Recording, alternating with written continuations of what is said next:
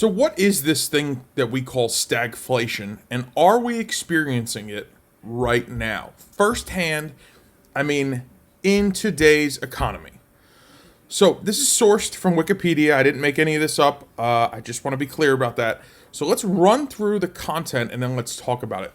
So, economists offer two principal explanations for why stagflation occurs. First, flagflation can result when the economy faces a supply shock, such as a rapid increase in the price of goods. Now, let's take a second and break that down. In the past 15 months, have we seen a substantial increase in the price of goods? Now, all of you know that I specialize in commodities, particularly the energy sector. But we can take this and look at food, grain, wheat. We can look at wood, lumber, the production of food, energy, pretty much anything that's publicly traded.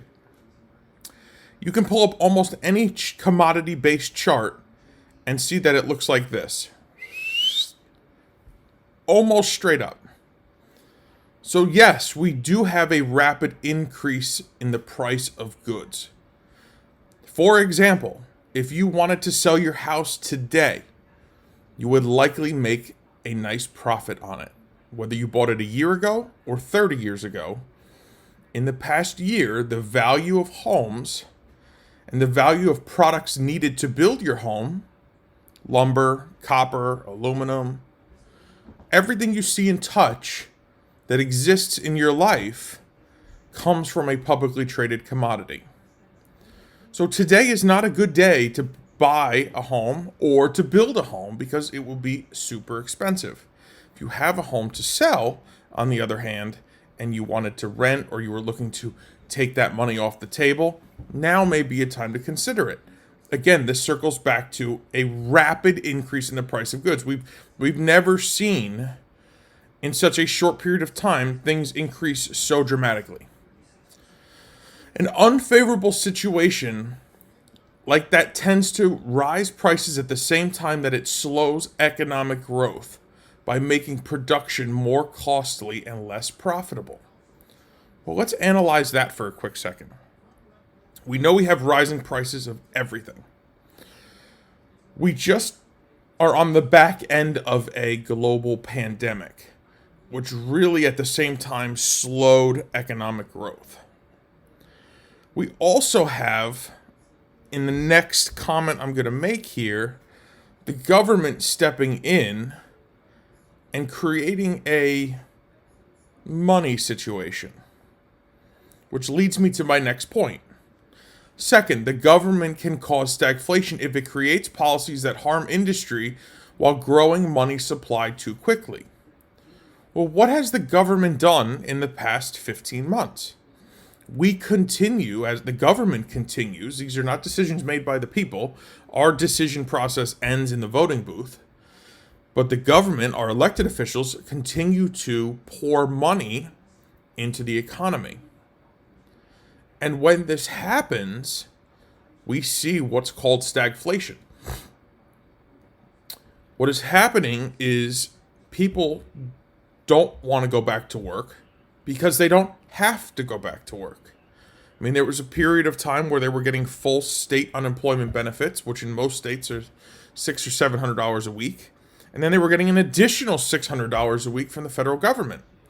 People were bringing home $1,200 a week. That's a lot of money. Net $1,200 a week after you're in your paycheck. I mean, you're making close to 70, 75, 80 grand a year. Most people don't make that much money. So most people were actually making more money staying at home than they were going to work 40 plus hours a week. Now we've reached a point that the states have all extended their unemployment benefits. So you're still getting that state portion. The federal government has extended a $300 a week benefit. So most people are still getting about $1,000 a week. If you don't make north of $60,000 a year, it's still not worth it for you to go back to work. So the government is playing a hand in diminishing economic growth because they've enabled people not to go back to work. They've enabled them to stay home. I mean, we see guaranteed income programs being, rolled out in inner city areas. Guys, all of this is not positive for the underlying economy. So these two things would probably have to occur simultaneously because policies that slow economic growth do not usually cause inflation, and policies that cause inflation do not usually slow economic growth. So we have this perfect storm of prices have gone through the roof. People, for the most part, don't want to go back to work unless they are higher income earners. And we have this situation that we have been left in. The price of everything is going to continue to go up until that bubble bursts. Listen, I have friends that own restaurants, and they're telling me what they're paying for chicken. Now, listen, chicken was always the cheap protein to sell. That's where the profit was. They can't raise their menu prices quick enough that the wholesale prices are going up. The cost of their produce is going up. Everything is going up. The cost of gasoline is going up. Oil is going up. As all this continues to move, it all affects our bottom line. You and me as the end consumer. The end of the day, we have to live our life. The end of the day, we have to provide for our families, provide for ourselves, our futures, our homes, the ones who depend upon us. Now the question becomes, what do we do when we are in a period of what is called stagflation? Well, the reality is we're not getting any interest on our money in the bank. And we really need to outperform the market in order to stay ahead of the curve. We just take a pile of money, put it on the table. Every day, the value of that pile, even though the pile doesn't lessen, the value of that pile becomes worth less. If I bought a house today for $300,000, if I bought a house a year ago for $300,000, and to buy that same house today would cost me $400,000. Let me tell you something. Your income didn't go up by 25%, like the value of that house did in the last 12 to 15 months. So, what are we going to do? We have to do something. For every issue, there has to be a reason, and then there has to be a solution. So, the solution becomes fairly simple. You need to do something to start compounding your money.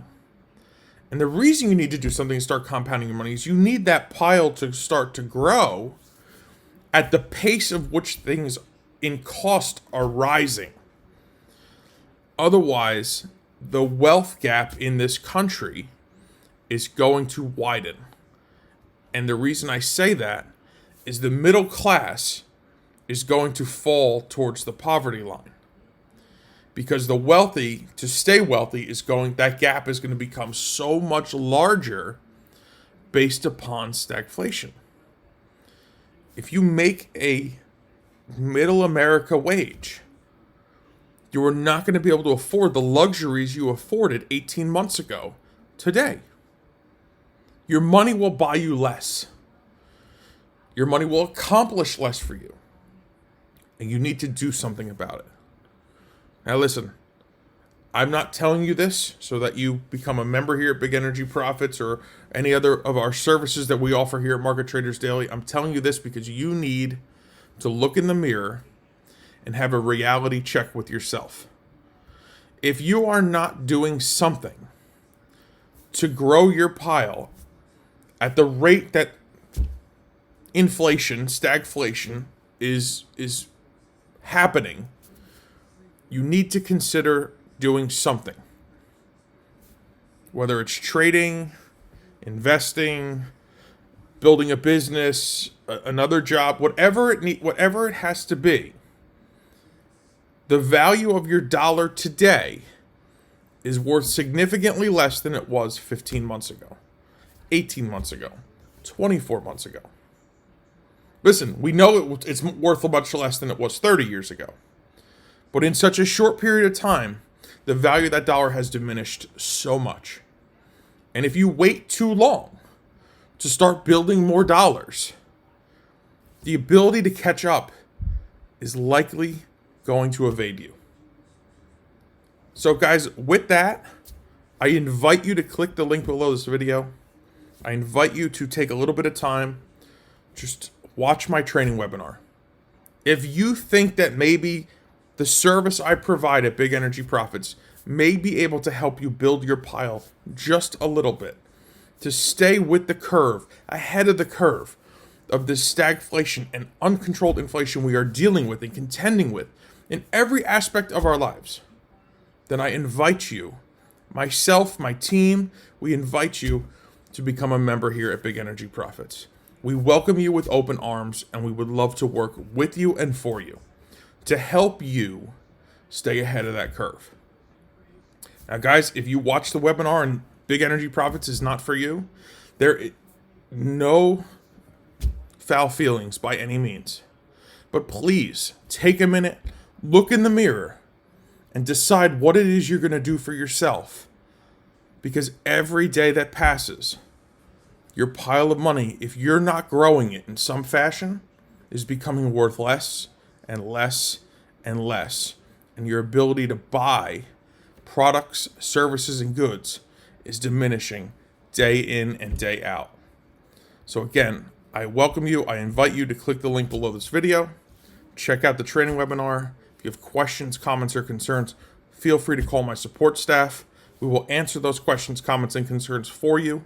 And again, if you think we may be a help to get you to the next step, to keep you ahead of that curve, we would love to invite you to the Big Energy Profits family.